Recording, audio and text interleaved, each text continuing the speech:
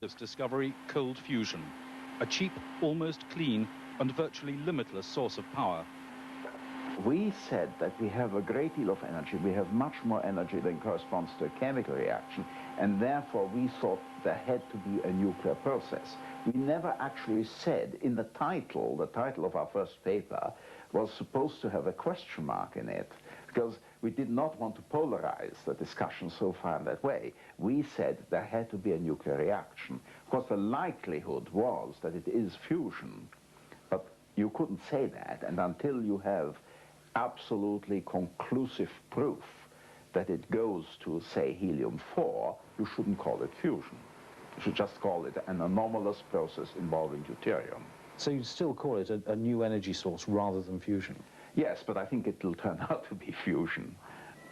Their original work at the University of Utah in Salt Lake City was largely discredited when other researchers failed to replicate their results.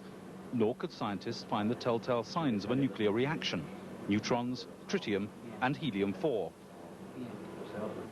Nuclear physicists who had invested decades of work and billions of pounds in developing hot fusion could not accept that the same result could be achieved by a couple of chemists working with nothing more complicated than deuterium derived from seawater and palladium. The physicist Frank Close insists in his history of the affair, called Too Hot to Handle, that Fleischmann was wrong. What I'm absolutely certain of is that the original claims that were made for nuclear power from test tubes are not for real. Now, if indeed there is something going on of a chemical nature, and if that is indeed what they're now beginning to think, from what I'm hearing, then I encourage them in that direction. A similar experiment at Osaka University in Japan earlier this year yielded so much energy that the Japanese government, in partnership with industry, is reported to be investing millions of pounds in research. The Japanese are calling it hydrogen energy rather than nuclear fusion. The problem, according to Fleischmann, will come in scaling up the process. The heavy water in this tube evaporated in 11 minutes. The device generating the heat is only 4 millimeters across. Anything bigger might explode. So other researchers are working on solid-state devices. If you can get it to work, then it would be a very significant energy source. And moreover, it would be possible to engineer this at various different levels, so its impact on our society would be very large. That's pretty conservative. That's very conservative, actually. It would be very large indeed, the impact on society. It really changes the ground rules. At the British Association in Southampton today, Professor Fleischmann was challenged to explain his results.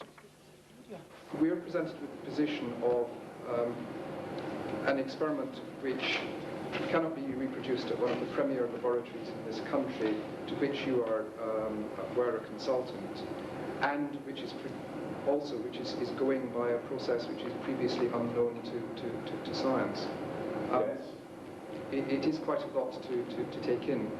Well, it is up to you to either take in or reject. When there is a large number of institutions who have reproduced the phenomena, it should give you cause for make a pause and try and look at the literature. I think it's been an appalling episode which people will come to regret. I regret it at the time, but I think there will be many more people who will regret it in the future. Professor Close remains unconvinced. I do have this feeling that we've been promised that cold fusion will be proved for as long and on as many occasions as the Chancellor has promised us the end of the recession, and the success rate seems to be similar at the present time.